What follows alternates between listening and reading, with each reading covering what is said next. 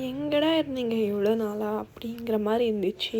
பொங்கலுக்கு எல்லாரும் அவங்கவுங்க சொந்த ஊருக்கு போகிறதுக்காக பஸ்ஸுக்காக வெயிட் பண்ணிட்டு இருந்தாங்க. சுமார் 1 கிலோமீட்டரோட நீளத்துக்கு ஜனங்க பஸ்ஸுக்காகவே காத்துட்டு இருக்காங்க. இவங்க எல்லாம் எப்போ பஸ் பிடிச்சி எப்போ ஊருக்கு போவாங்கன்னு தெரியல. அங்கேருந்து தாண்டி வந்து பார்த்தா பெங்களூர் சிட்டியே காலியாக இருக்கிற மாதிரி இருக்குது. நானும் எங்கள் ஃபேமிலியும் பொங்கல் கொண்டாட எங்கள் சொந்த ஊருக்கு கிளம்பிட்டோம். ராத்திரி 11 மணி கிளம்புனோம். விடிய காலையில் 4:30 மணிக்கு தான் எங்கள் ஊருக்கே வந்தோம். பார்த்தா எப்போ போகி கொண்டாடிட்டு அவங்கவுங்க வீட்டில் போய் தூங்கின்னு இருந்தாங்க போல். நாங்கள் தான் லேட்டு.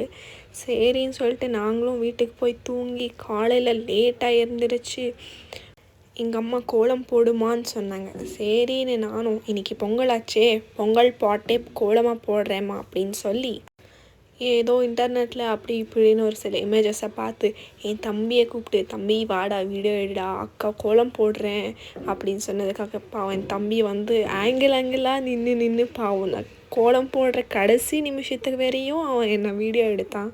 நான் போட்ட இந்த கோலத்தோட வீடியோ நீங்கள் பார்க்கணுன்னா நம்ம சேனலில் இருக்குது, போய் பாருங்கள். அப்படி இல்லைன்னா கமெண்ட் செக்ஷனில் நான் பின் பண்ணியிருக்கேன், கண்டிப்பாக போய் பாருங்கள். பிஹைண்ட் திஸ் பியூட்டிஃபுல் வீடியோ எல்லாம் கிரெடிட் கோஸ் டு மை தம்பி. அதுக்கப்புறமா ஃப்ரெஷ்அப் ஆகிட்டு சாமி கும்பிடணும் வாமா அப்படின்னு சொல்லி அம்மா கூப்பிட்டாங்க.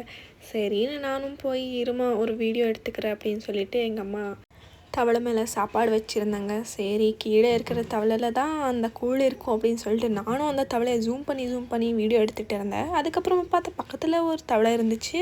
இது என்ன அது என்ன கேட்டால், இந்த தவளையில் தாம்மா கூழ் இருக்குது, அந்த தவளையில் ஒன்றும் இல்லை, வெறும் தண்ணி தான், சும்மா பக்கத்தில் இருந்துச்சு. சரின்னு அந்த தவளை மேலே சாப்பாடு எடுத்து வச்சேன் அப்படின்னு சொன்னேன். ஏம்மா முன்னாடியே சொல்லக்கூடாதா? நான் அந்த தவளை தான் கூழுன்னு நினச்சி நான் வீடியோ எடுத்துகிட்டு இருந்தேன், நீ சொல்ல வேணாமாம்மா அப்படின்னு நானும் கேட்க எல்லாருக்கும் சிரிப்பாக போச்சு. அதுக்கப்புறமா மோளம் அடித்து வீடு வீடாக வந்து கூப்பிட்டு போய் எல்லாரையும் வந்த பிறகு சாமிக்கு கூழ் ஊற்றுவாங்க.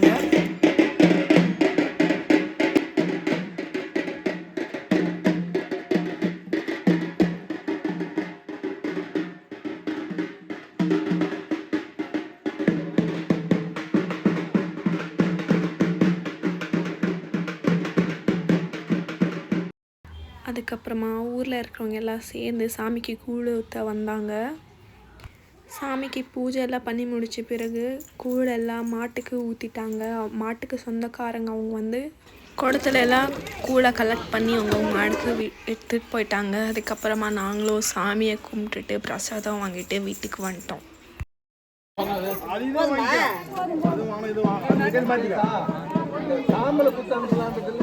இன்றைக்கி டே 2 மாட்டு பொங்கல். இன்றைக்கி கோலமும் நான் தான் போட்டேன், ஆனால் என் தம்பி வீடியோ எடுக்க வரல. சரின்னு நானே ஏதோ ஒரு செல்ஃப் வீடியோ பண்ணிக்கிட்டேன். அதுக்கப்புறமா ஃப்ரெஷ்ஷாக போய் சாமி கும்பிட போனேன்.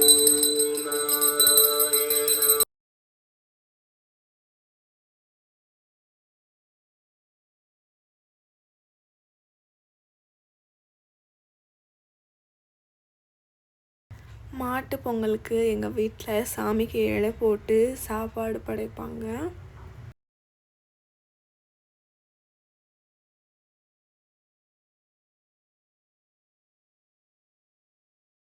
முதல்ல காக்காக்கு சோறு வச்சுட்டு அப்புறம் தான் எல்லாரும் சாப்பிடுன்னு சொன்னாங்க. சரின்னு நானும் மொட்டை மாடிக்கு சாப்பாடு எடுத்துக்கிட்டு போனேன். காக்காக்கு சோறு வச்சுட்டு வந்த பிறகு நாங்களும் சோறு சாப்பிட்டு அதுக்கப்புறமா கரும்பு சாப்பிட்டு பக்கத்து வீட்டுக்காரங்க மாட்டு பொங்கலுக்கு பூஜை பண்ணியிருந்தாங்க.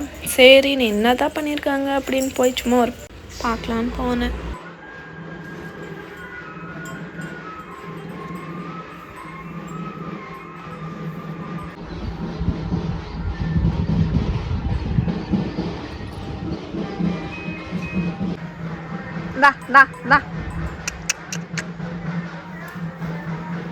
மாட்டை கூப்பிட்டு பார்த்தேன், வரவே இல்லை. திருப்பியும் அந்த மாடு பதிலுக்கு முடிஞ்சா இங்கே வந்து பாரு அப்படின்ற மாதிரி இருந்துச்சு.